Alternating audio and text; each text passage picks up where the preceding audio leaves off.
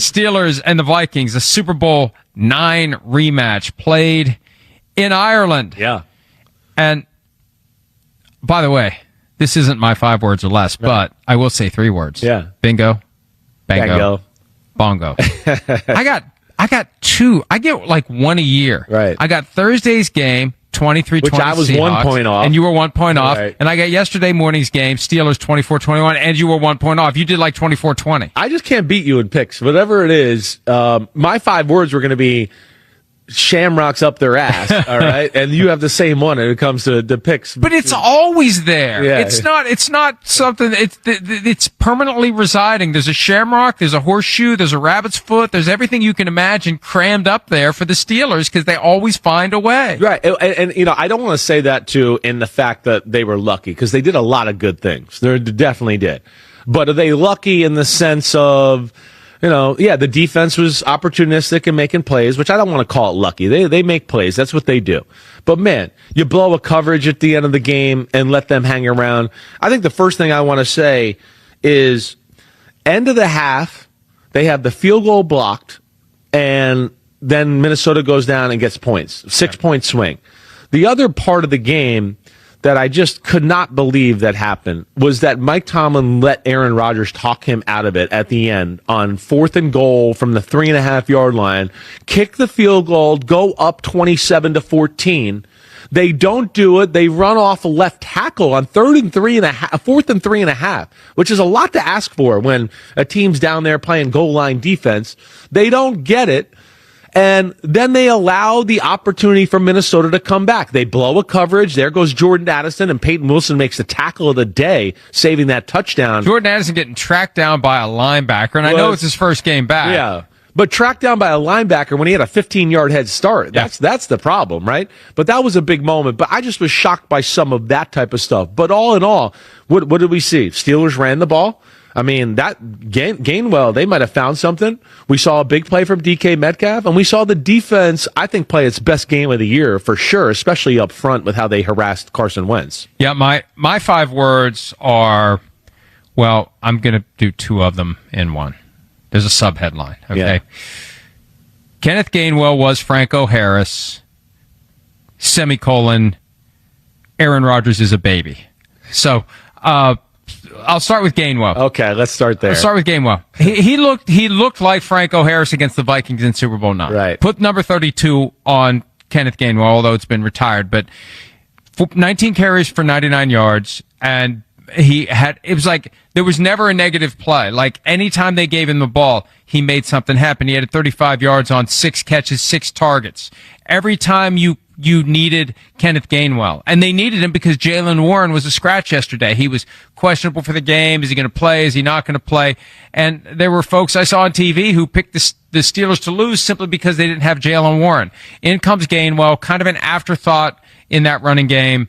And he was the difference maker yesterday. Without his performance, they don't win that game. He picks up a couple of touchdowns, and he was unstoppable by the Vikings defense. It may say something about the Vikings run defense, but regardless, somebody had to do it, and Gainwell did it. And I just need to say this about Aaron Rodgers, because, look, he reserves the right to whine about anything and everything.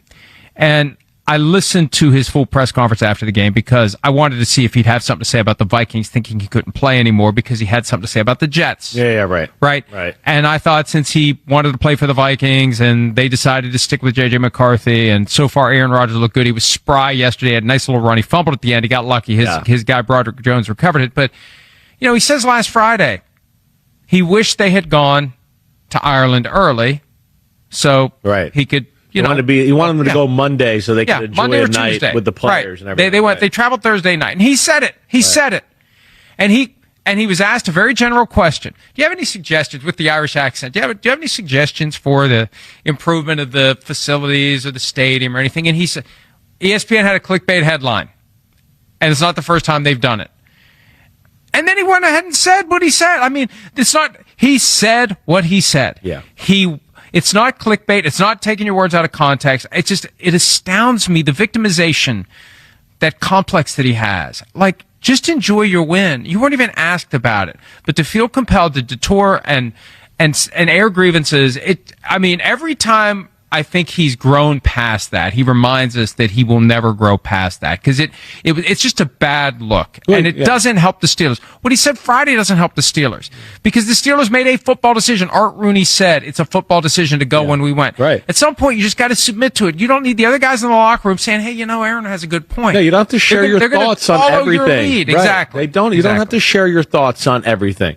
Right? Yeah, okay, we know you would have liked to go on Monday, but you're not the only person in the organization, and there's a head coach that knows what's best for the football team. You just don't need to say it. Just like A.J. Brown putting the tweet out. Like, it's not necessary. It brings more attention to the situation. When you're altogether. the leader of the team, you need to be sensitive about the impact of every word you publicly say. All right, let's see. What's up, Vikings Nation?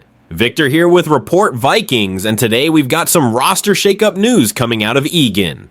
The Minnesota Vikings have decided to cut ties with running back Xavier Valladay, the former Pittsburgh Steeler who had been hanging around on the practice squad. So here's the rundown.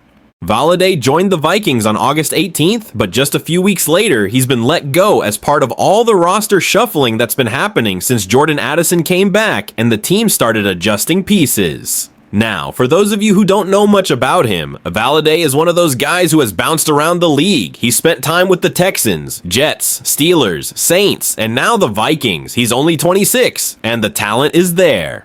Coming out of Arizona State in 2022, he was one of the most hyped undrafted free agents. The Texans actually gave him decent guaranteed money. At his scouting workouts, he flashed some serious athleticism, 4.46 in the 40, a 40-inch vertical, and a 10'3" broad jump. That's explosive. You can see why teams kept giving him chances. But the thing is, he's never actually played in an NFL regular season game. Not one. He's been stuck bouncing from practice squad to practice squad. With the Vikings, it felt like maybe he'd get a shot, especially with Aaron Jones hurt and all the chaos in our running back room. But then came the signing of Cam Akers again, and the addition of Corey Kiner to the practice squad. Suddenly there just wasn't room for Valladay.